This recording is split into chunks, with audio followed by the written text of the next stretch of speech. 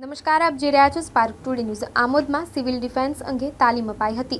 ભારત પાકિસ્તાનના યુદ્ધના તણાવ વચ્ચે કોઈ યુદ્ધની પરિસ્થિતિ ઊભી થાય તો નાગરિકો એ શું ધ્યાન રાખવું જોઈએ અને પોતાના અને પરિવારનું અને માલ મિલકતનું કેવી રીતે રક્ષણ કરવું જોઈએ તે અંગે આમોદ પોલીસ ઇન્સ્પેક્ટર રાજુ કરમટિયાએ તાલીમ આપી હતી।